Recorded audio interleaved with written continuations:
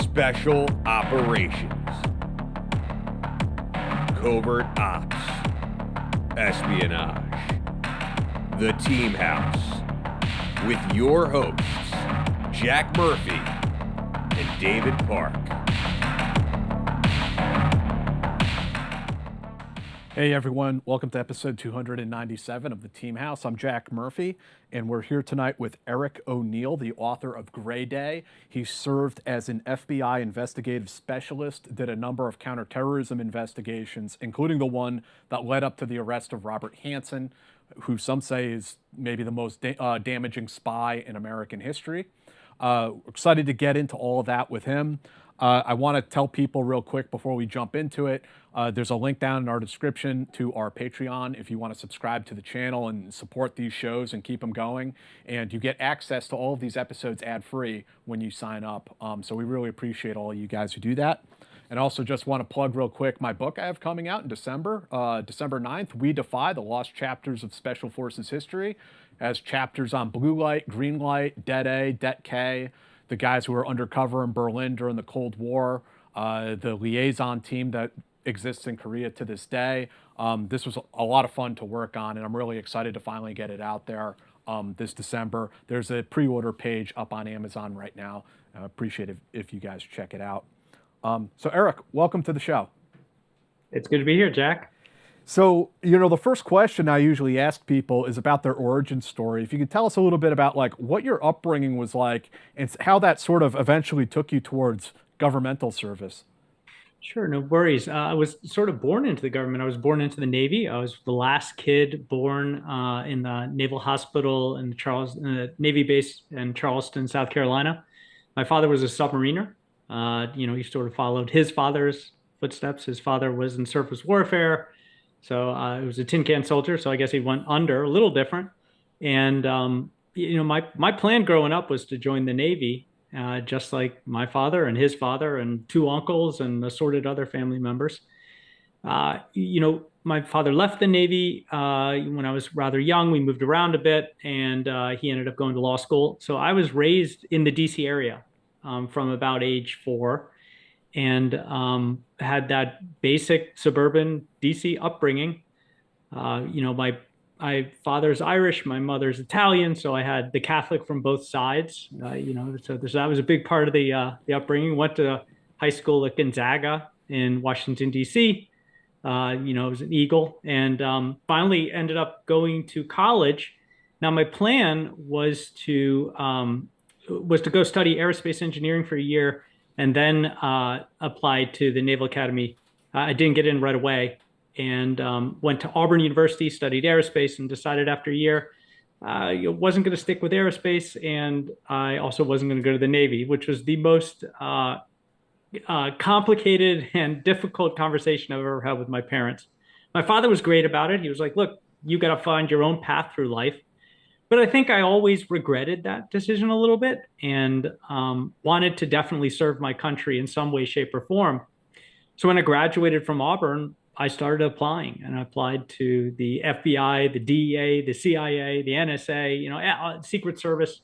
And in those days, I mean, we're talking the early 90s, or 95, you sent a postcard and they sent you a packet, and you used to have these things called typewriters. I'm not even that old. And back then you had to type this whole thing, and it was onerous and absolutely terrible. But I did it. I diligently sat there, typed up all those things, and I immediately heard back from the Secret Service, the FBI, and the DEA. I had a friend who was in the Secret Service who talked me out of it, and it was between the FBI and the DEA. And the DEA gave me a spot at the FBI gave me a spot at Quantico. That both DEA and FBI train at the Quantico Marine Base in Virginia. One day before the DEA recruiter called me to give me his spot. So that one day, between the FBI and the DEA completely changed the whole outcome of my life. Because if it had been in the DEA, I probably would have been deployed. I would have gone to South America, something like that. I wouldn't have met my wife. I wouldn't be married with 3 amazing kids. I'd have a completely different life than I have now. It's super funny to, I've interviewed a lot of folks like you or in this sort of career field.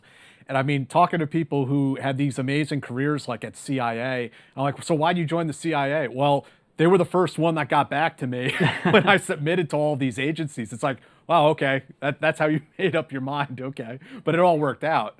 It worked out great. And look, for me, I wanted to do something outside of the norm. I didn't want to just, go be a consultant because that's what everybody was doing in 95 when I graduated. They were going to big cities and they were being a consultant to do something. I'm not even sure what consultants do. And, now I'm a bit of a consultant, but very targeted way. And I wanted to do something that made a difference. That you served. At the end of the day, you have that feeling like I made a difference in the world, and that's I think everybody should at some point in their life do that. And that could be working for a charity. I ended up doing that for years as well. But going to the FBI gave me skills that I've used for the entire rest of my life. I've continued to use them. It's a unique way of looking at the world, working in counterintelligence that just opens your mind to make connections that you wouldn't make if you didn't have that sort of training. And I'm pretty damn good under pressure. So I took a lot from the FBI. You had an unconventional career at the FBI. You were not a special agent. Did you know that when you applied? Did you know that when you got recruited that you were not going to be a special agent, that there was actually this other thing that you were going to get sucked into? Yeah. Well, Jack, when I applied to the FBI, I was 22, 21, 22. And that was back then you had to be 25 to be a special agent. But they came back to me and said, "We really love your application." I guess I spelled things right when I typed it. And they do these KSAs, knowledge, skills, and aptitude, and I scored really high on those. And so they said, "We can't offer you a spot in special agents class, but would you consider this top secret group?" Now, it's not top secret any longer because I wrote about it in Gray Day, and the FBI gave me permission to talk about the special surveillance group. The classification is investigative specialist, and the AKA is ghosts. And what we did is we worked fully undercover. So the idea in the FBI was that special agents weren't doing so great at following people because in agents class you learn so many things. And back when special agents were starting to try to follow Russians around during the Cold War, it was a bunch of buzz cut guys who all looked the same in suits trying to follow an intelligence officer down the street, and it just didn't work out. So what the FBI decided to do is we're going to grab a group of individuals who look like the kind of people that you would see on the street that can blend in and are specially trained in how to investigate and follow a target without being seen, or if they're seen, like I had a whole disguise kit, and I could set up half a mile away from you and watch what you were doing, or I could be right next to you and you would never even notice me. So it was a very particular kind of training and very specialized. And like I said, it opens your eyes to a whole new world that is around you. People can't screw you over when you know exactly what they're trying to do before they do. So talk to me a little bit more about how I mean, did you go to Quantico? Does the training even take place there? And tell us what that training consisted of. Yeah, so back when I got into the FBI, I also had a training slot at Quantico, and it's a lot of very specialized practical training and educational training. So, we saw the DEA guys out the window while we're in classroom learning counterintelligence. And in order to learn counterintelligence, you have to learn the tradecraft of every other adversary, which is great if you're going to be pursuing targets, because I could switch tradecraft based on all the different instructors that we had. And we had instructors from all over the place. A lot of defectors, for example, teaching us their tradecraft. And then you see the DEA guys running down to the rifle range and shooting and running back and thinking that could have been me. So it was very, sort of like it was one or the other way. I was like, that could have been my life. And now this is my life. And then there were a lot of practical exercises, and you live, eat, and sleep there, and you don't do much sleep because they're constantly waking you up, and you're running out to the cars and you're following your rabbit and learning those practical exercises. But look, it's it's a classroom, it's a educational environment, and you can only do so many practical exercises, but it doesn't teach you how to follow a target effectively. And I really cut my teeth once I got assigned to a squad in DC, following Russians around, who are the best of the best throughout DC. And if you can follow a Russian and not be seen, you can follow pretty much anybody, because those intelligence officers have incredibly in-depth training in counter surveillance. We'd follow, I also work counterterrorism. We'd follow terrorists around and stop them before they did whatever they wanted to do. And they were easy. You could almost sleepwalk through that because they didn't have anywhere near the training of a true espionage adversary. The difference, of course, is, the worst thing that's going to happen if a spy catches you is they might, give you the finger or, go home, and then you get razzed by your entire team. You don't get to work on that person for a while. Terrorists, they might blow you up or shoot you. So you had to still be careful with the latter. And following these Russians around, these were, I would assume, like people who work out of the embassy but are suspected to be like GRU guys or something like that? Yeah, in the old ways that espionage used to be conducted, where they would actually come over to a country and have some sort of diplomatic cover. So they'd be diplomats. In the case of the Russians, you have the GRU, which are the military intelligence unit, and then you have the SVR, which was the KGB when Russia collapsed. The Soviet Union collapsed, split into the FSB, which is sort of their state police, and KGB, or SVR, which is the younger brother of the KGB, who do the foreign intel. And they would come over here under some sort of cover, like the third attaché to agriculture in the embassy, on Tunla Road in Washington, D.C. And their real job is to go and meet with sources, or service dead drops, or set signals, or recruit. There was a whole line in the SVR, and their entire job was to recruit Americans to spy for them, using the big three: ideology, you think more like me, so help me, or the best two, blackmail, I'm going to give you a lot of money and you're going to help me, or bribery, I've learned something about you that you don't want your wife or your mom or your grandma to know, and if you don't help me, they're all going to know that. Nowadays, it's all cyber attacks. The game has changed. There's a complete change to the old days when I started doing this to the cyber spies that I'm working against right now. I'd like to drill down a little bit more to what the job was of this squad. I mean, you mentioned this counterintelligence, surveillance. I mean, is the intent to catch these guys conducting operational acts so they can be arrested, or is it to follow them and see who their sources are? What is it that you're trying to accomplish out there?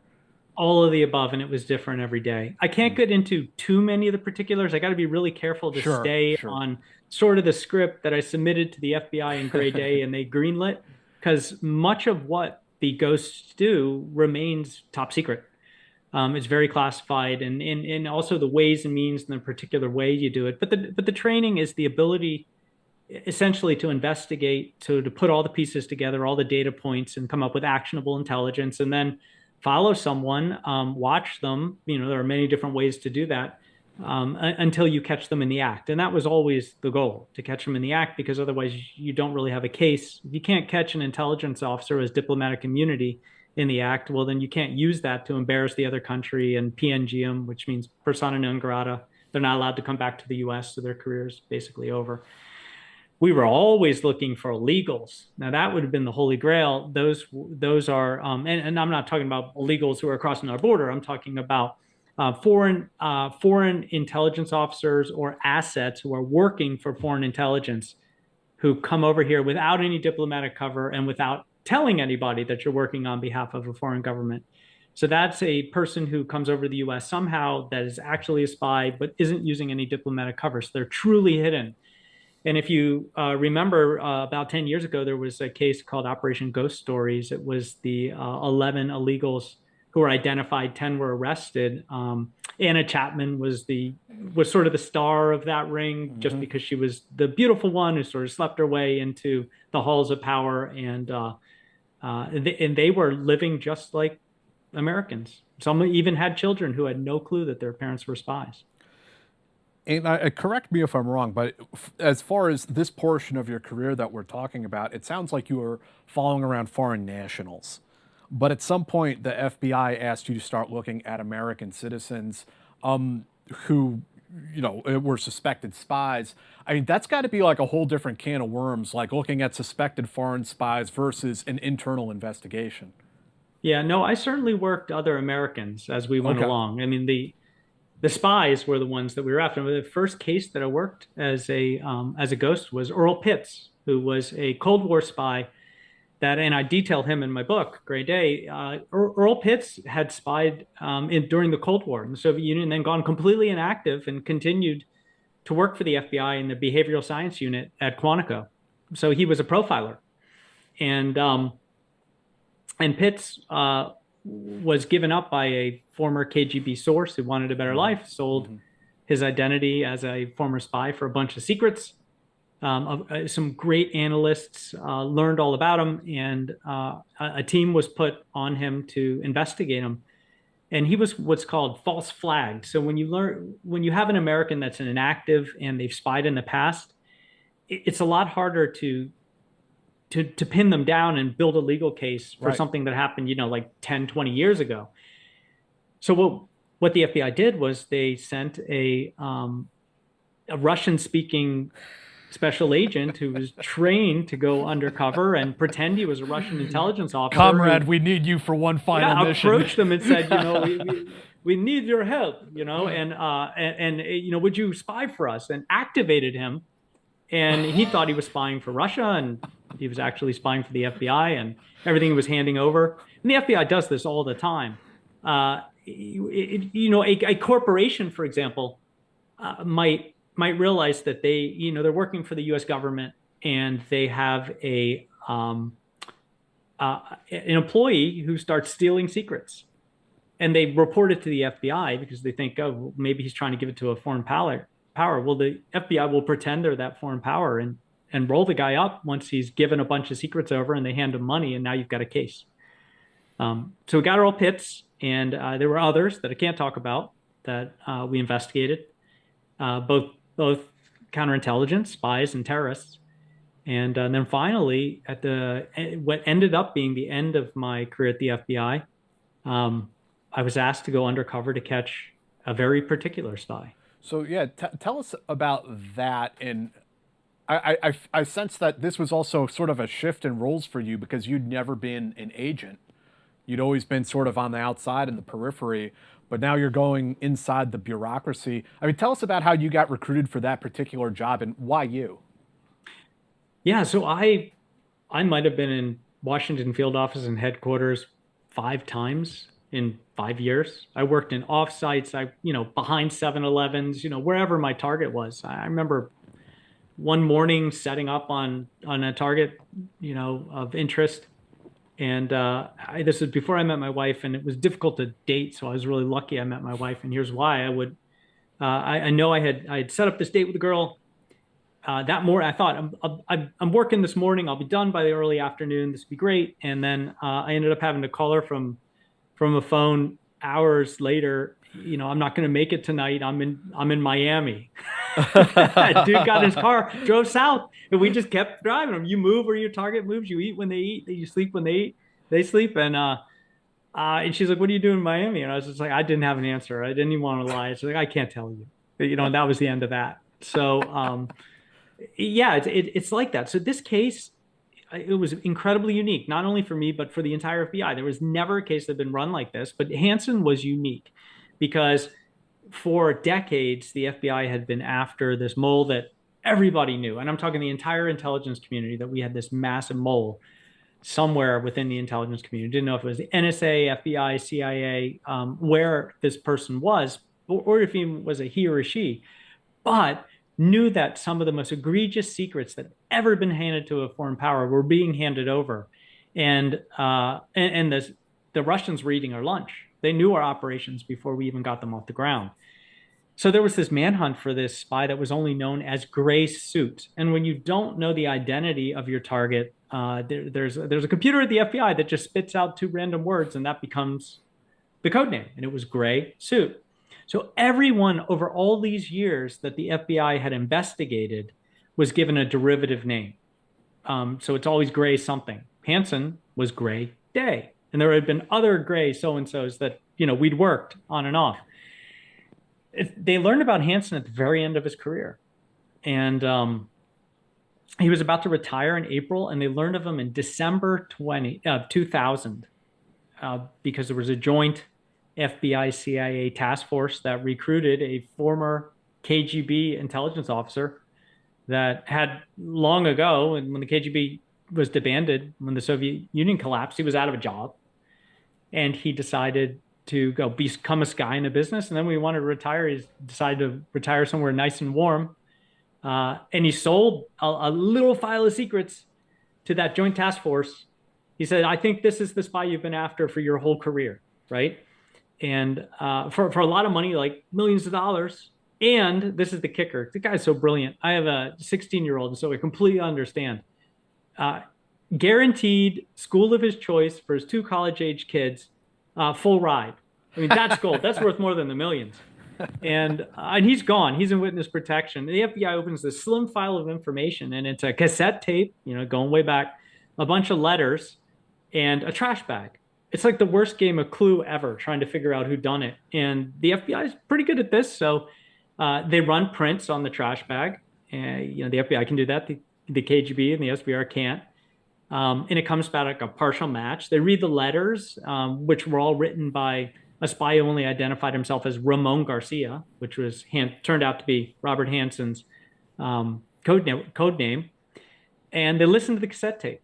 And it was the one big mistake Hanssen ever made. He called the consulate once to say, where's my money? He'd left the secrets under a bridge, and he'd gone over to where he was supposed to go pick up his 50 grand, and it wasn't there. And he called to ask where, and he had looked at the wrong side of a platform out in a park amphitheater. Because the interesting thing about Hanssen, right, is that he kept his identity concealed from his handlers in the Soviet Union and then Russia, right? Yeah, Jack, you're completely right. One thing that I attribute his longevity to as a spy, and he was one of the most effective spies in history, was the fact that he called the shots. He made sure that the Soviets and then the Russians were not in charge. He told them when, where, and how he would make his drops, and he never let them know his identity. And that's what kept him safe, because once your identity is known to an intelligence service, it just takes, somebody to go rogue, and then suddenly the FBI knows who you are. So that protected him for a long time. But look, they ran the print. They listened to his voice. They read the letters, did some pattern recognition, and they had some really good circumstantial evidence that Gray suit was Robert Hanssen. So they give him the codename Gray Day, and they got this huge problem. He has stolen information from the FBI for decades because he penetrated computer systems at the FBI that were just never built to defend from a trusted insider within. It was just institutional bias in the FBI. We can't be the bad guys. It's those CIA guys and NSA guys, right? Which is just short-sighted, but that was sort of the thinking, in the institutions for years until Hanssen. And so they were never really looking within, and they weren't auditing what people were doing on computers. And he was just stealing stuff from computer systems and dropping it in diskettes under a footbridge in Vienna, Virginia. And so they had to give him a job that was going to entice him to come back, stay in the FBI through his retirement. Usually these cases take 2 years, 1 to 2 years to wrap up. And they gave him a computer job. They built a brand new division in the FBI. They called it the Information Assurance Section. They gave it a really nice office in the 9th floor, room 9930 in FBI headquarters. They promoted him to executive service, and they essentially put Robert Hanssen in charge of building cybersecurity for the FBI, which, that's like the biggest brass balls ever, because they took one of the biggest spies, they suspected spies at that point, who had stolen from computer systems for his whole career, and put him in charge of building cybersecurity for the FBI. So they're giving him access to things because they wanted him to spy. They wanted him to spy so he could catch him red-handed. And then they looked around the FBI for a, crack special agent trained to go undercover face-to-face and have this elicitation conversation, right? Where, Jack, you and I are talking, and you think we're just shooting this stuff, but I don't know if I can curse on this. Yeah, sure. Have at it. Yeah, we're shooting the shit. But I have this agenda. I'm pulling information out of you. I'm gaining your trust. I'm learning all about you. I'm getting you to tell me things that you don't want to tell me, but I'm just great at this. And they couldn't find a single agent trained to do that who knew how to turn on a computer, who could sell the role, which was building cybersecurity. So, hey, look, the FBI is good at this. They went deeper. They went into the realm of the ghosts, and I had written a program that did target analysis. It was mostly because I was in law school while I was working for the FBI, so I was trying to go at nights, and I needed something to get me off those horrible night shifts. So I said, look, I need to go to law school at night. So when my squad does nights, can I, work on this program during the day and then get to class? And the target analysis program worked. We were finding targets by looking at what they did over time. I won't go into all the details, but it got me some notoriety in the FBI as somebody who knows how to turn on a computer and use it. So they said, this guy kind of knows how to hunt a spy, and look, he knows how to turn a computer on, at least talk the talk. So they essentially built the office, threw Hanssen in there, threw me in there, locked that big skiff vault door with the Navy SEAL code lock, on it, and shook the thing up and hoped I came out all right. And I did. Now, are they giving you a badge and a gun? That part of your undercover identity is that you're an actual special agent now? No, I didn't. I went undercover as myself. And that was the most disconcerting part about this whole thing. Yeah. Typically, you go undercover with a legend. Mm-hmm. So I would have a different name. I'd have different documents. I'd be something totally different. So I didn't want a spy who's dropping information to the Russians to know who I was. But I couldn't do that because I'm investigating face-to-face a fellow FBI employee, a decorated supervisory special agent who was going to be my boss. And think about it. We're walking down the hall in the FBI HQ together. Now, I didn't know a lot of people in the FBI because they kept us separate because we would investigate the rogue agents. I was really known only by a code name.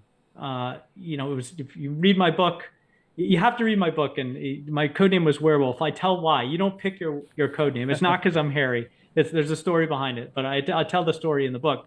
But that's how I was known in the FBI, or I.S. O'Neill to some. But I didn't know people. So all that had to happen is he and I are walking down the hall, and somebody says, "Hey, Eric," and I've got this other name, and Hanssen knows it's gone. Also, the FBI was so worried about his ability to penetrate the computer systems that they didn't know if he could identify who I was in a computer system that was going to tell him something different. So I had to go undercover as myself. If I recall correctly, Hanssen had a background in FBI counterintelligence too, right? He was a spy hunter. In fact, not only did he have a background in counterintel, he was a counterintel trainer. He was a counterintel auditor. He would go to all the legal attaché offices around the world and audit them to make sure they were doing their job right.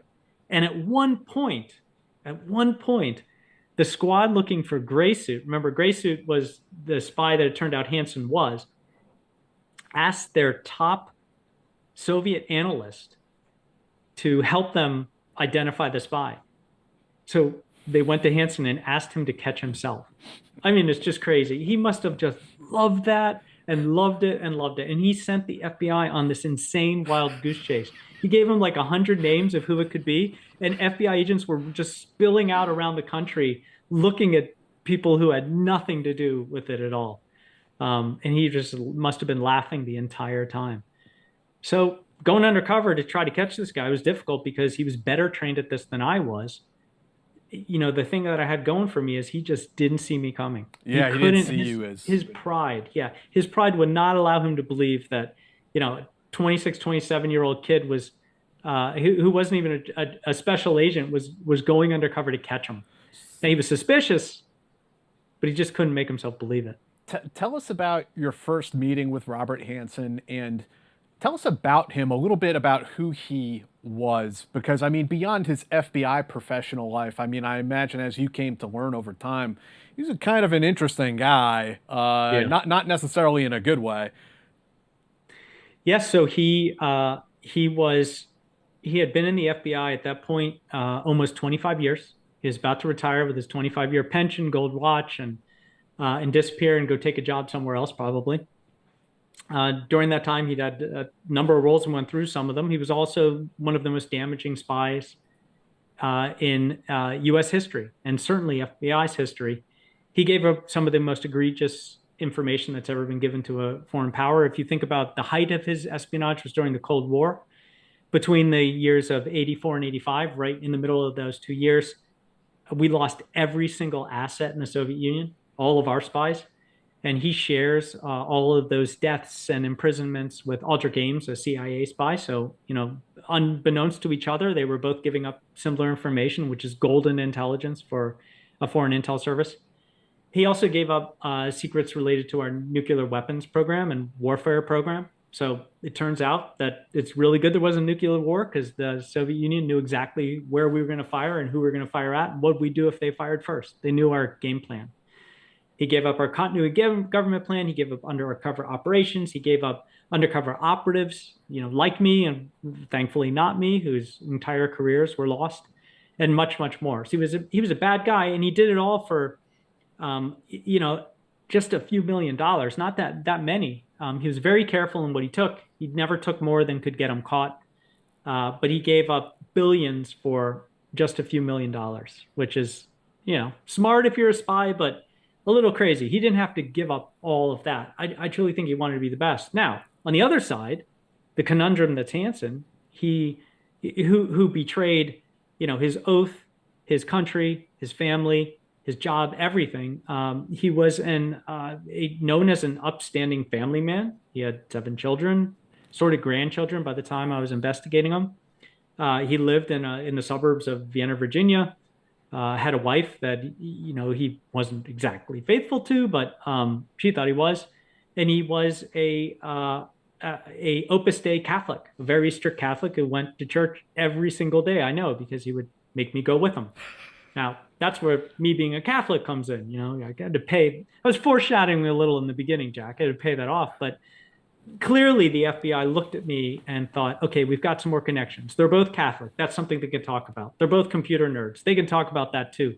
Hanssen's oldest son, one of his sons, oldest or second oldest, was at law school at Notre Dame. I was at law school at GW. There's more connections. The more connections you have, the better openings you have for conversation and dialogue, and to gain trust. And my first job was gain his trust, because without trust, you can't get someone to tell you anything. So he was an interesting guy. He was also rude as hell. He was a really tough boss. He was like the worst boss. I've had all sorts of bad bosses throughout my career, until finally, I just started my own companies. I had enough of having any bosses. I'm my own boss. And nobody has come close to him. So when I was in the law firm, I was able to work with every asshole partner, because no one was going to be worse than working with Hanssen. He could belittle you. He'd yell at you. And it wasn't for a long time until I gained his trust that he started easing up on me. So it was grueling. It was mentally just draining to work with this guy. How did you do that and build up that trust from that rocky start to the point where you're able to start to scratch beneath the surface on this guy? It took a long time, and I see the first time that we started, we got into a situation where he really wanted to be a mentor to somebody. And I could see it, right? But he was so reserved. And finally, I gained his trust when we went to church together the first time. And I got to tell you, I was thanking like every nun in my entire Catholic career when we had to say the Our Father and, like go through the order of the Mass. And, he's watching me like a hawk. And I was like, no, I got this. Like, I've been messing all sorts of stuff up, but this I've got. Like, I know how to say the Our Father, dude. You don't have to stare at me. And as we walked out of church, the conversation shifted. Suddenly he was being very open. He's talking about his family. He's asking about my wife, like, when are we going to have children and how important it is to have children. And when I said, I'm broke. I got an FBI salary. I live in a crappy apartment in Eastern Market. It's like Section 8 type housing. It's like one room they subdivided into 3 and they shouldn't have. We can't afford a kid right now. And he started saying things like, God will help you find a way. I was like, well, God better start. And he's like, no, there's a way. We can talk about that later. Shit. As we started having, go ahead. Well, what was he alluding to right there? Well, as we started having conversations, the squad started talking to me because I was getting debriefed every night. by the agents running this case, and they told me he's recruiting you. Yeah, yeah. He's recruiting you. He's recruiting you, and we want you to make it happen. I'd have never left the FBI if he had got that far. Wow, so, yeah. man. I guess I want to ask a little bit about like his motivation, because I mean he was getting paid off in cash and diamonds, as I understand. So there's money, but was there something else going on here? I think this is like one of those really interesting things where you guys are both in the FBI, you're both Catholic, have this religious connection. Like, what was it about him that made him a deviant, essentially?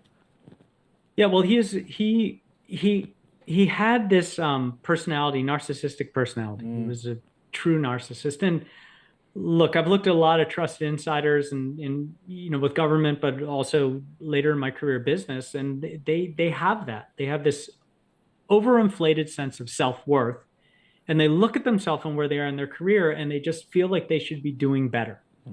And there are all sorts of narcissists. I run a company that does competitive intelligence, and one thing that we find is we'll take a resume of someone, a CV of somebody that a client is looking to hire and put in charge of like a new CEO of a branch or something. And we found that the more accomplished the person is, the more likely they are to lie on their CV. And I think what it is they're weird, like, I have a doctorate, but I should have like 2. So they just add one, and there's that. I'm not saying it's full-blown narcissism, but there's that sense of entitlement, self-worth that some people have, some very successful people have. You lose that humility along the way. Hanssen was just a narcissist. He believed that he was the best at everything and everyone should listen to everything he said. And if they didn't, they were idiots. And those are his words, not mine. Mm-hmm. So he had that. And the FBI is hard. The FBI is a bureaucracy. You either learn to swim with the tide. If you fight against it, it will drown you. It doesn't care about you. It'll let you go. It'll chew you up. It'll spit you out. I mean, it's people are in the FBI because they want to make a difference, because they want to change the world, because they want to make people safe. They're not, at least career people might be a little different, but the people who are in the trenches like me, that's why you're there. Otherwise, go somewhere else and make a ton more money. But Hanssen fought against it, and he swam against the tide. He was angry about not being promoted where he felt like he should be or treated the way he did. And he was a disgruntled employee. He was a disgruntled employee who also needed money. He joined the FBI because he had this idea of being a law enforcement officer and being James Bond. And he demanded that he be sent to a top counterintelligence squad, and he wanted New York City, which, unless you got a lot of money, don't be an FBI agent in New York City. You don't live in the city. You do a lot of commuting. And he was having all these kids and he couldn't afford it. So he's mad at the FBI because they didn't make him a field op like I was. They made him an analyst, which is really the bread and butter of intelligence. I mean, analysts do everything. People like me in the field, running around, we can't do anything unless we have actionable intelligence, and the analysts give us that. But he was mad. And the way I like to put it is he joined the FBI to be James Bond, and the FBI made him a librarian, and he was mad about that. That'll do it. So he's mad. He needs money. That's his triggering event. And he's got this personality that tells him, you know what? I can show the FBI. And so he spies. His first act of espionage, he got 2 people killed. He gave up 2 of our top assets in the Soviet Union, and with one piece of paper, short little piece of paper. He got 2 people murdered, and that he was going to use to protect himself, and he became a spy. Yeah, there's a level of psychopathy there also, that you're putting that letter under the bridge. It's going to get 2 people whacked. I mean, it's on you in a very profound way. Absolutely. I mean, he has blood in his hands. And when he was arrested, finally, he does get caught in the end. I survived, yay. He had one of the counts against him was the bloody hands, that his actions had led to deaths, and he knew that they would lead to those deaths. So walk us through this process now. Now you're in this rhythm where he's trying to recruit you. He's trying to groom you to be the next Soviet or Russian spy, I should say. How did that process take place for you? And I mean, how did you feel about that as you're, at least he thinks he's recruiting you to do something, to commit acts of treason. But, for a long time, I felt that I was just doing an amazing job. That, I'd fooled him to such an extent that, he felt that he was going to leave the FBI, but he could leave some of his legacy behind. That I was kind of be like the Robin to Wow. his Batman, right? That's what I thought. Which, maybe that's a little bit of my own self-inflated ego, but uh, an agent that I respect a lot. We were chatting not too long ago, and she told me, that's not what he was doing, Eric. And I was like, well, what is he doing? She said he was going to leave, but he was going to leave you there to spy for him. He was just going to run you, and then when he was done with you, he'd just use you up and get you arrested and walk away. And I was thinking, yeah, that's probably what he was doing. In the end, just try to fool me. But I think we would have got that point. We never really got there because I found the information that led to his arrest. I like to say, and maybe if it can not be humble for once, it took the FBI 22 years to learn about Hanssen. Mm-hmm. And it took me 3 months to find the information that got him. And, that's something that I own and I'm proud of. It was his pocket planner? It was his Palm Pilot. That's it. Yeah, you got to go back in time. You got to be like in the 2000s. The Palm Pilot was the new flashy thing. It was a PDA, personal data assistant, and it was this big thick thing that flipped open, and it had a screen.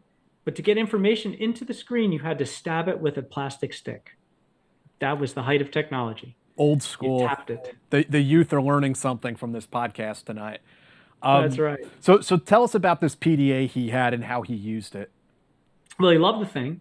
He talked about it all the time. He kept it in his left back pocket, and he was never apart from it.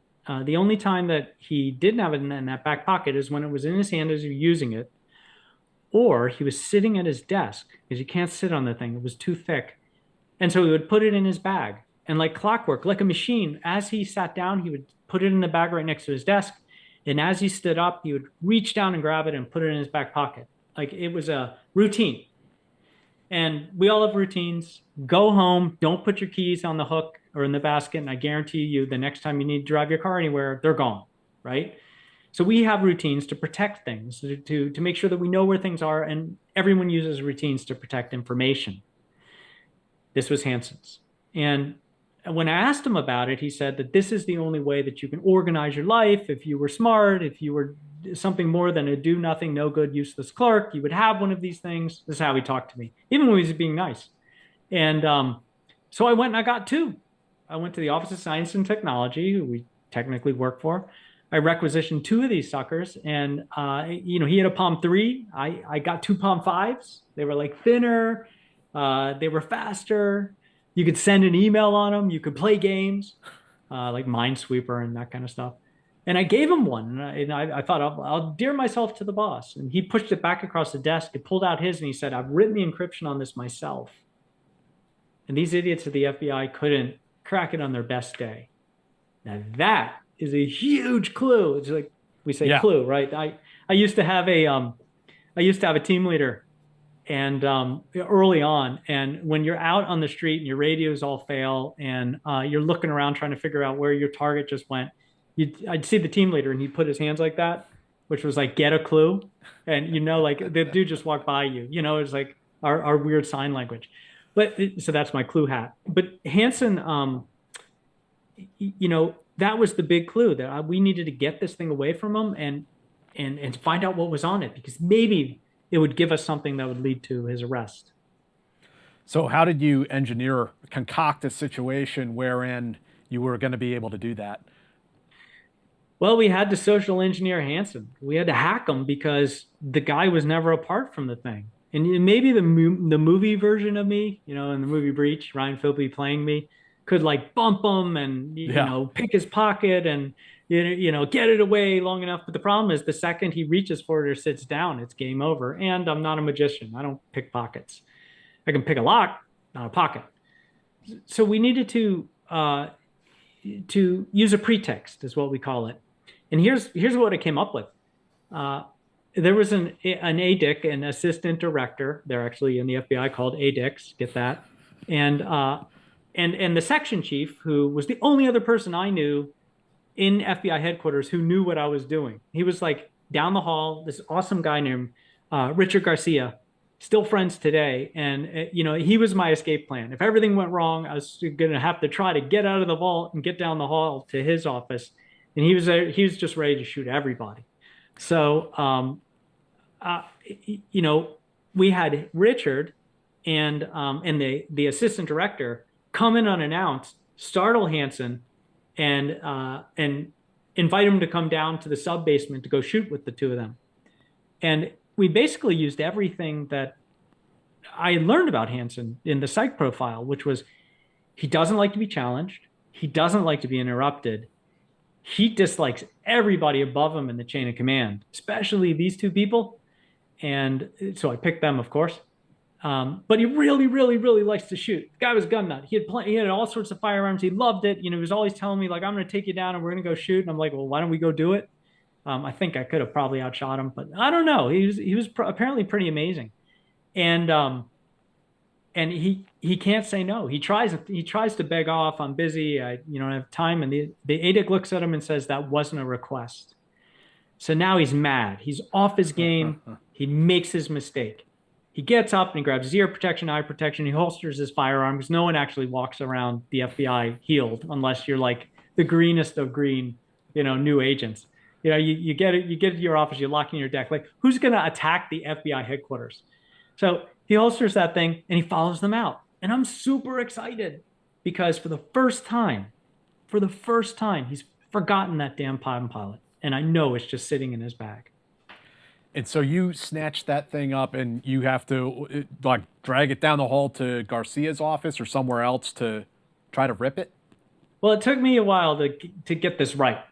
This wasn't the first time we tried, but this is the time that worked. Mm-hmm. And so I'm really excited it's there. So I go over to the bag, I check, and I wait. I was a little bit smarter about this. As we went along in the case, I was learning. I was actually learning from Hanssen. So I had an asset that was down in the shooting range. We're in the 9th floor, 9930, and they're all the way in the basement, in the parking level, which is where the range is. And so he sends me a page on my SkyTel alphanumeric pager. It's technically a text, but it says in pocket shooting. So once I knew that he was all the way down there in pocket, they had eyes on him. I felt safe going through his bag, and I found the Palm Pilot, but I also found a data card and a floppy disk. And I thought, all this stuff has data. I'll grab it all. I ran down 3 flights of steps to where there was this tech team that had just been sitting around waiting for me to get this right. I hand off all the devices. They start, they hook it up to their systems and start copying it. And the one guy says, look, it's all encrypted. I was like, well, what are you going to do? He's like, we're just going to copy it. We'll crack it later. And I was like, great, go for it. And you can probably tell, like, I'm talking to you. You're like chilling out in the seat. I stand when I talk and I move around, and I've always got this energy. So they threw me out of the room. They're like, this guy's distracting us. So now I'm standing in the hall like a recalcitrant child or something, like waiting for them to give me back the stuff. And as I'm standing out there, just like, oh, hi, as people walk down the hall, nobody knew what was going on in that room. It was like one of those rooms with a, top secret, leave it, stay away. And I get another page and it says out of pocket coming to you. So, gently knock on the door. I'm like, hey guys, I'm going to need that stuff. He's on his way back. They're like, we're almost done. I said, you don't understand. He's armed and he's angry. And if I'm not there before him, he's going to shoot me. And so it's not like James Bond or Jack Bauer or Jack Ryan. I start with E, not J. And I get the stuff and I run up 3 flights of stairs and I get into the office before him. And we had a main area where my office was. And then he had his own office, which was through another door. I slammed the big door to the main area, which is what saved me. I go into his office and I'm feeling just cool as a cucumber. I'm sauntering in there. I'm like, I win. We got it. I kneel down in front of his bag and I realize there are 4 pockets and there are 3 devices. And for the love of God, I can't remember which pocket I pulled these things out of. No idea. It's completely blank. And so I kneel down in front of his bag and I'm just trying to remember, like, does the Palm Pilot go here and the floppy disk here? And this is the most meticulous dude in the world. Like, a leaf is out of place in his plant and he knows. right? So in this moment of stress, I'm like trying to cast my mind back, like self-hypnotize. I don't know. And I hear him coming through the main door. So what do, right? I just zipped up all four pockets. Roll the It's dice. like you circle C on the Scantron when you don't know the answer. Ran to my desk and put the best poker face I've ever had in my life and ever will, like right here. And he comes through the main area. He glares at me, and then he goes into his office, and I hear, of course, zip. And he busts out the PDF and starts typing away. He opens his bag, and then he comes out a few moments later, and he walks right up to my desk, and he leans over and he looks at me, and he says, "Were you in my office?" And I said, "Yeah, you got a plan for everything, every eventuality when you're in this business."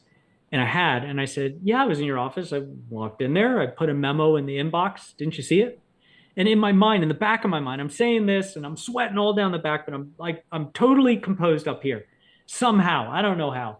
And I'm thinking, like, my mind's going, like, I tripped over your bag and it all fell open and I put stuff back. Like, I'm just trying to come up with some stupid excuse. There's no excuse. I was like, he's got me dead to right if I got it wrong.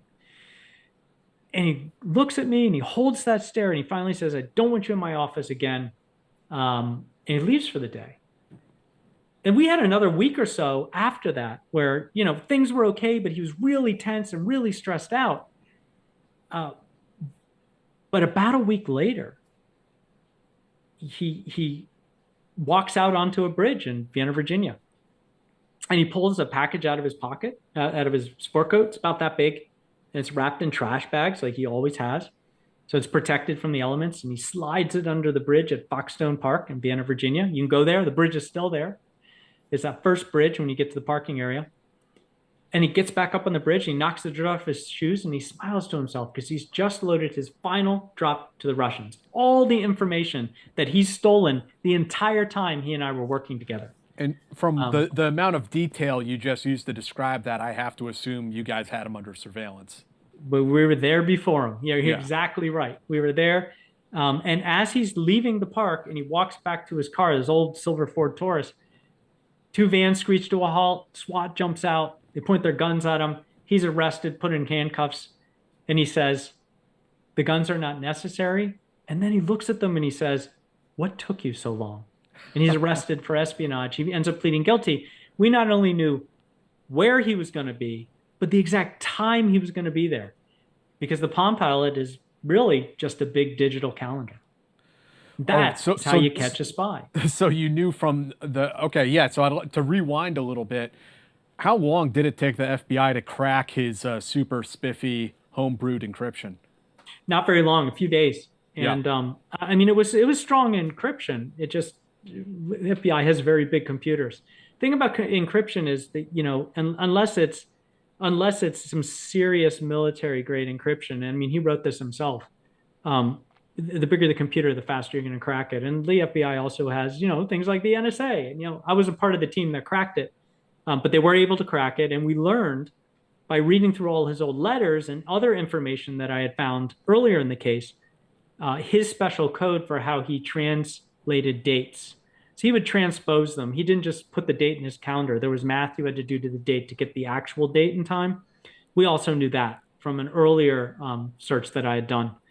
And so they were able to know exactly not only where he'd be, but when. And that's gold because we caught him red-handed loading a drop of secrets he'd stolen into a known drop site. And that's about as red-handed as you can get. And then we tried to keep it quiet and catch the intelligence officer who would come out and service it, but he never did. That's pretty wild. So he had all the dead drops that he would service, all those locations and the times and whatever time delay they were using. That was all in the PDF. That was in the PDF. You have to put it somewhere because these things are planned out 1-2 years at a time, and unless you want to make a call like he did that one time and risk your life essentially by breaking protocol, you have to have it somewhere. And so, there's different ways to do it. There's one-time pads, there's all sorts of things. Modern spies probably use a lot of different kinds of technology, but this was his way of doing it. And that's why he never wanted to be separated from that device. So, from this point, we had talked a little bit earlier. You were not required to testify in court because of all this hard evidence they had on him at that point. I mean, were you off the case at this point? I mean, did you have visibility on the prosecution and how that was going?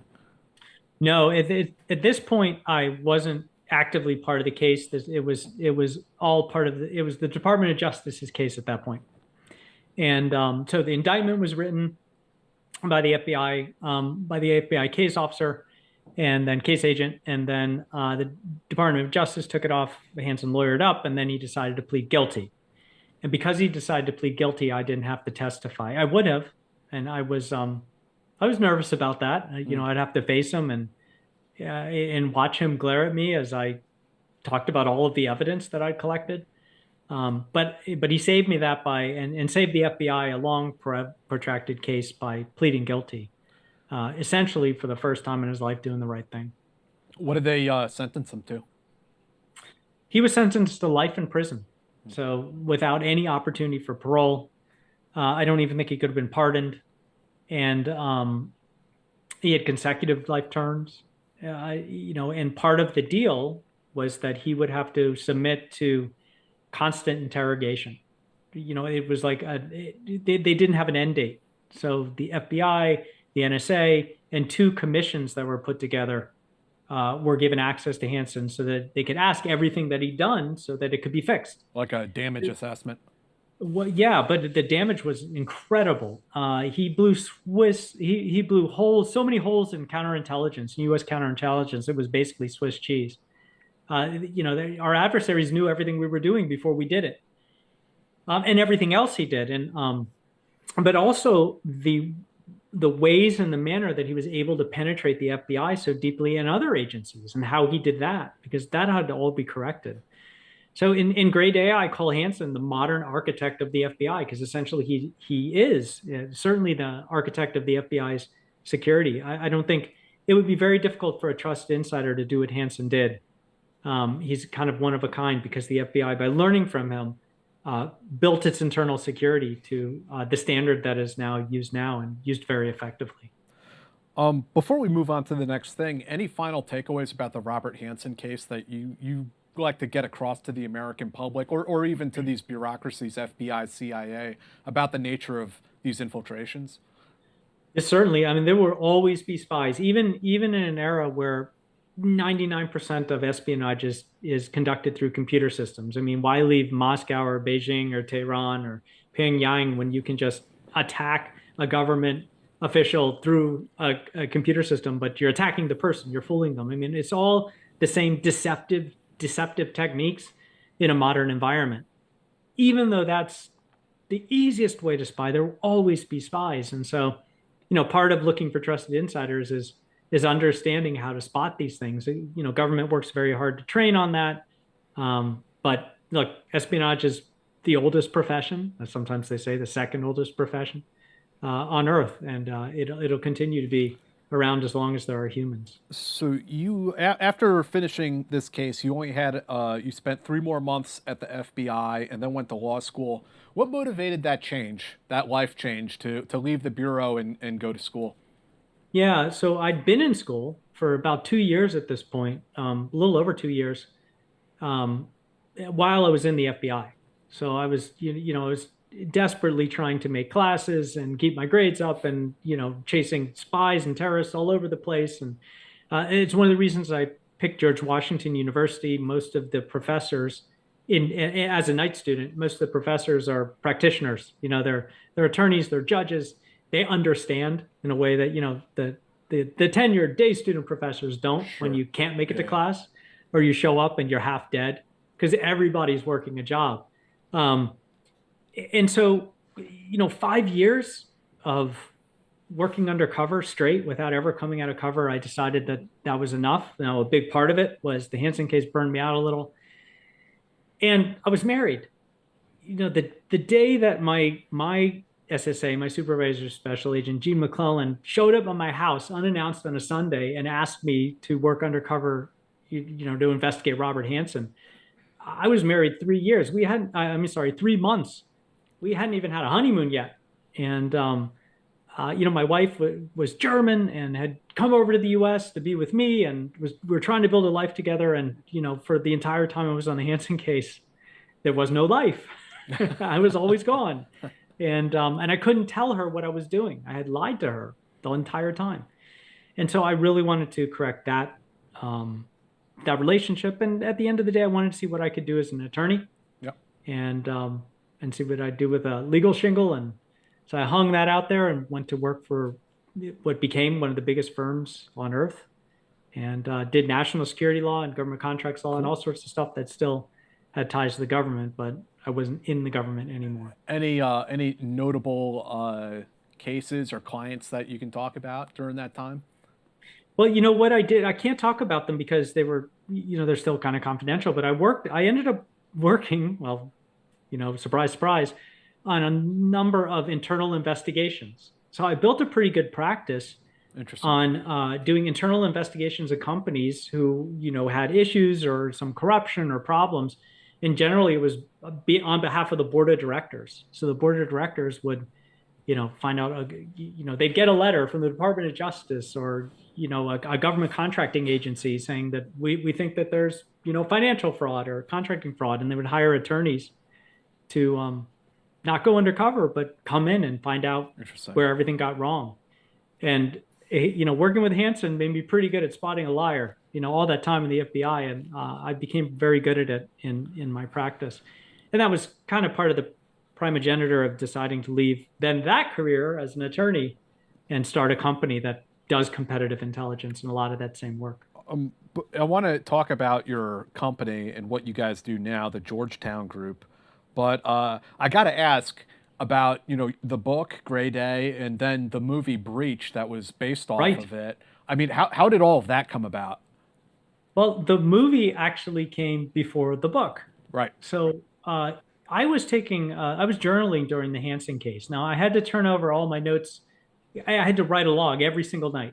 So basically, I would go to law school.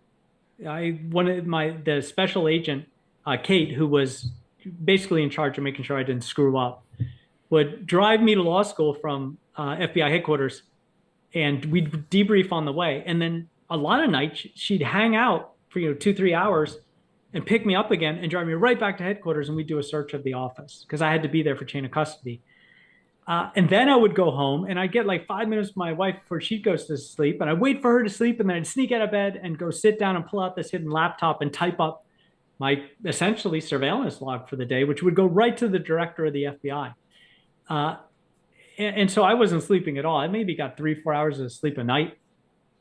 And it was pretty damn difficult. And so, I had to find my way through that, and, going to law school and doing all that was part of the big reason that, I chose to leave the FBI. Now, the movie came before the book. And so when I finished, I had all this information. I had to turn over the journal, the logs, but I kept my journals, like what it was like to work with Hanssen and some of the interactions.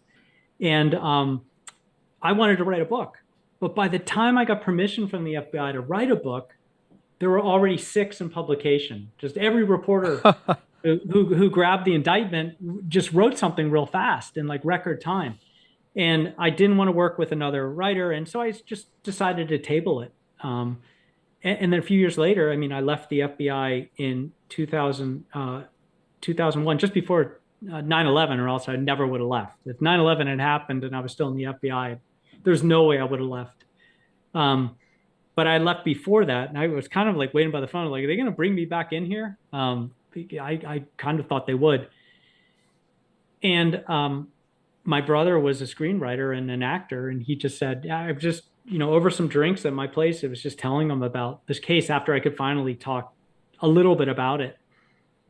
And he said, this would make the perfect movie. Yeah. I said, yeah, right, whatever. And he's like, can I just talk to a couple of producers back in LA where he lived? And I said, sure. And suddenly the producers were interested. And I didn't think anything would come out of it other than I'd get some free flights out there to hang out with my brother. So I let them go down the road, and suddenly it was getting bid on by all these studios, and Universal won, and we made the movie with them. So that movie came out first and absolutely changed my life.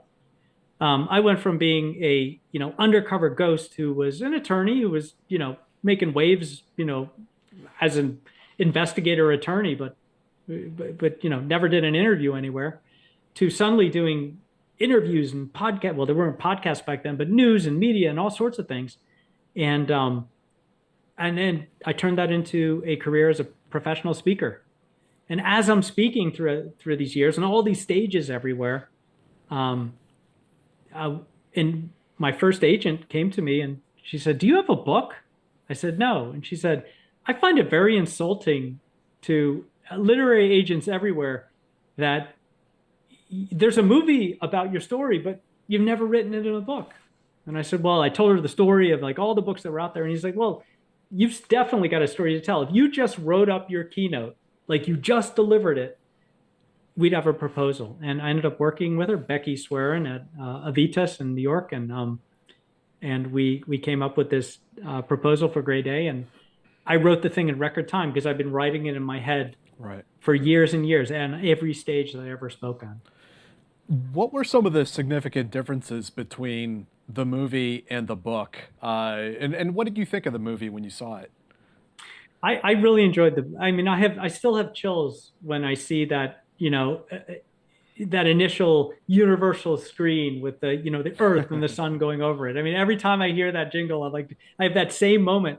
The first time I watched the movie was sitting in a screening room on Universal Studios lot, right next to Chris Cooper and Billy Ray, who was the director. Oh, wow. And Billy brought us both out, but didn't tell either of us that we were going to watch it together for the first time. So the whole time, like every Hanssen and Brian Philippi plays me, Chris Cooper plays Hanssen. Every Hanssen scene, he's leaning over and looking at me, and I'm looking right back at him to see what he thinks. And I love the movie, and I still do. It's taught. Scenes from that movie are taught in virtually every intelligence school in the world. Wow. They teach it at FBI Academy. I've gone and lectured to the agents at the FBI Academy a number of times, which is really cool. And the movie, for what it is as well. Now it's a Hollywood movie. So the way I distinguish them is Breach is a movie about me. My book, Gray Day, is my story. So Hollywood takes licenses. It says, based on a true story. Right. And they add things. The core of it is very real. If you read Gray Day and you watch the movie, anytime Hanssen and I are alone in that room, you'll see all the elements because I helped write it. It's very true to life. So how we caught him, that investigation, it's all very well preserved, but it's not a documentary. So Hanssen never shoots at me in the woods. That didn't happen in real life. That's probably the scene that is farthest departure from reality. He never shows up at my apartment with his wife. Like the four of us couldn't fit in our apartment and have dinner together. And there wasn't that level of connection between, our wives and our families, that we weren't that intermeshed. We were getting there, but we hadn't got there quite yet. But the core of it, the investigation, is very true to life. So you do the movie and the book, and then talk to us about the Georgetown Group and kind of what you're working on now. Yeah, when I left DLA Piper, the law firm I was working at, I decided that I wanted to insert myself in the middle. Like there was something that attorneys were missing when they worked on mergers and acquisitions. The attorneys look at their thing, the accountants look at their thing, but there's this asymmetrical information that they were missing. So unless you hired an investigator, you weren't going to find it. And what I wanted to do was sort of the deep dive corporate investigative work that, we're not PIs. We hire them sometimes, but we wanted to go deep into the documents and information and, some stuff that we know as a group of investigators, of former investigators and different agencies and work, how to find that information. So what we do is competitive intelligence. We find information that gives an advantage to our clients, whether it's in a deal or a transaction, whether they're going to hire someone or they think they have problems with a group, or a business angle, or they're being attacked by a rival company and they need some help to learn about that rival company and maybe go on the counteroffensive. We'll do that too until the other company decides, okay, we're all going to stop and cool it because this is embarrassing for everyone. So competitive intelligence can be an incredible advantage, and we just saw a need for it, and it's been great. Obviously, we work with a lot of attorneys and a lot of litigators because I know intrinsically how to do that work. But you have some crossover with the field of cyber espionage as well, or cybersecurity? Yes, I do. So when Breach came out, I started going out on the public speaking circuit, which is my passion, which is what I love to do. I love speaking. I like speaking with you, Jack, and being on podcasts and talking with crowds. But it was about the Hanssen story, and that's not evergreen. I mean, I do that keynote all the time, but close to the movie, and then when the book came out, I did a lot of it, but I needed something more. And as I continued in my career and I started working as a national security strategist for cyber companies, I returned to my roots in computers and what I was actually doing at the FBI. And the thought leadership all came from the conversations I had with Hanssen, who was actually a brilliant cybersecurity strategist. If he had worked for the angels instead of the devils, then maybe he could have built a stronger, more secure FBI. Instead, he was the most damaging spy, and he did it sort of in asymmetrical way, in a different way. So I took what I learned from Hanssen and all this information that I learned in counterintelligence, and I decided that I was going to deploy counterintelligence to cybersecurity. And it's been wildly successful working with different cybersecurity companies, being a thought leader in cybersecurity. And the majority of my keynotes right now are talking about cybersecurity to crowds in a way that is entertaining, unlike many other cybersecurity speakers who either speak from fear or they're just boring in PowerPoint. I don't even use PowerPoint when I get up on stage. Try and do that. I'm going to explain how to protect yourself from cyber attacks. I'm not going to use PowerPoint. I'm just going to tell you really cool stories that you'll remember the next time someone tries to attack you. And my next book is all about that. But at the end of the day, I learned all this stuff from Robert Hanssen. Dee, do we have any questions for Eric? Yes, we do. Give me one moment. Tell people while we wait, just tell people where they can find you if they're interested in having you for a public speaking engagement, where they can find your book. Yeah, if you want to learn all about me, about my book, about the work I'm doing with the Georgetown Group, or a new company that I just founded with 3 very close friends called NexusSure, which is doing cybersecurity advisory work.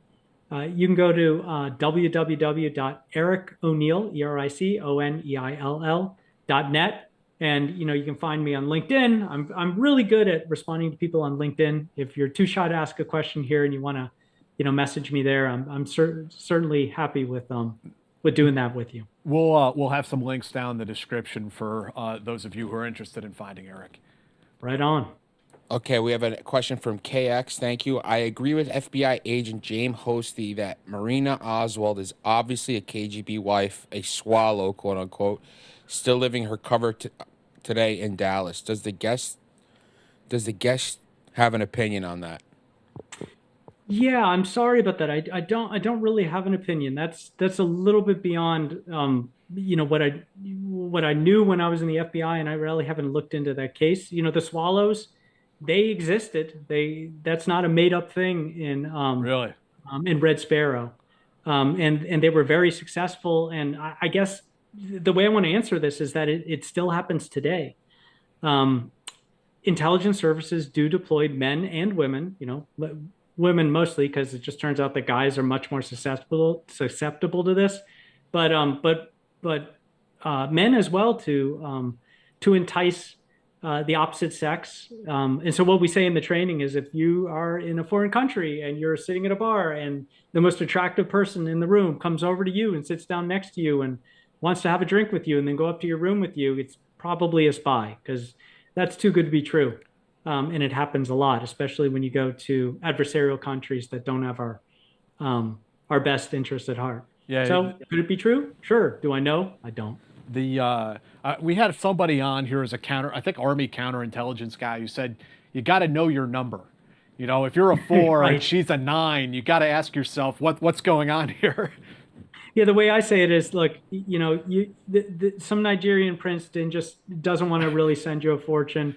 The cryptocurrency scheme that your new friend over text is trying to get you investing in is not true.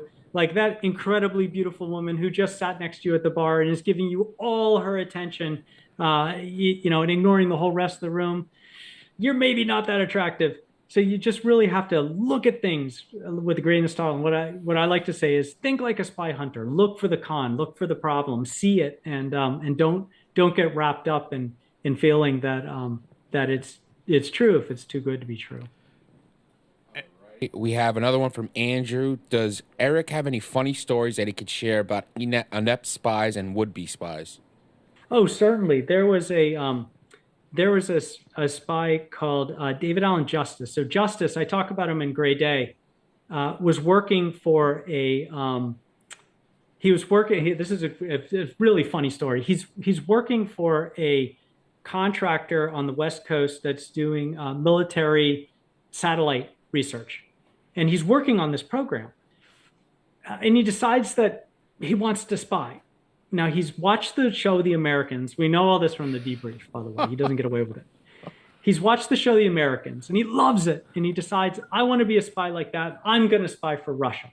So this dude goes out, and he orders these correspondence-type courses, like fight fast, evade detection, understand espionage. And he takes 3 courses, and he thinks, now I know everything about how to be a spy. And he's got these problems. His wife is very sick. He can't pay all her medical bills, and he's just lost his car because it broke down and he can't pay to repair it. So he needs money fast, and he's spending way too much money on his girlfriend, who he's never met. He knows her completely on text. Her name is Shay. It wasn't really a woman anyway. And he's sending all sorts of things to her through Amazon, and he's sending her cash. So every time he makes a little bit of cash, he sends it to her, and he's not paying his wife's medical bills. So he's not only kind of a doofus, he's an asshole. And then he decides to spy to make money to pay for all this. So he goes into his employer, and he accesses his computer he's not supposed to access. He badges in, inserts a thumb drive, and downloads this schematics to this classified this classified satellite system. And then he calls the Russian consulate in San Francisco, and he tells them he wants to be a spy, and they think he's a crazy person and hang up on him. But at the same time, his employer has called the FBI saying, we just identified one of our employees who shouldn't be accessing things, accessing something. And so the FBI gets involved and calls him up and says in a Russian voice, we heard you're looking to give us information. We'd love for you to spy for us. And he goes, who is this? And they're like, well, this is the Russians. He says, how do you know that I was trying to spy for you? And they said, well, you tried to call us and we're the Russians. He goes, good enough for me. So he starts spying. And over, I think, something like 6 meets, they get him to continue to steal more and more information. And each time he shows up and hands over a thumb drive, and they give him like a few $1,000s. And he keeps doing it until like the final meet where they put the handcuffs on him. And the other funny thing is his first meet, he says, I want to spy for you. I love the TV show The Americans, and that's what made me think of this. And I need a spy code name. Now, this guy's last name is Justice. That's pretty good. But they say, well, what code name would you like? And he says, I want to be known as the spy named Brian. And all the money he made from them, he sent right to his not real girlfriend. Didn't use any of it, fix his car or help his wife. Wow. Yeah, I have a rogue gallery of weirdo spies, and he really tops the list. Yeah, that's up there. All right, we have one last one. How would have Robert Hanssen using a BlackBerry instead of a Palm Pilot impacted the investigation? Yeah, well, the interesting thing about a BlackBerry is you can send emails on it. And so today, stealing information is, in a way, a lot easier. He didn't, now you don't have to save stuff on floppy disks. You don't have to, save it on thumb drives, which is where Hanssen was going. You can extract terabytes of information and upload it to dark web servers that publish it to everyone in the world. You can steal terabytes of information and dump it on WikiLeaks, and then it becomes weaponized. So it's very dangerous when a spy has access to databases, and that's why cybersecurity becomes so important. And if you had that BlackBerry, and there were BlackBerries at the time, the phones weren't exactly where they are now, obviously. He may have been able to get it out faster, but if you look back at the time when he was spying, intelligence officers were still trying to get stuff through holes in the ground, behind the white rock, under the footbridge, in the hollow tree. So he would have still had to get that information in some physical form over to the intelligence officers. It's just changed now because most of it is done digitally. There's a way to get, this is a really cool way to get information.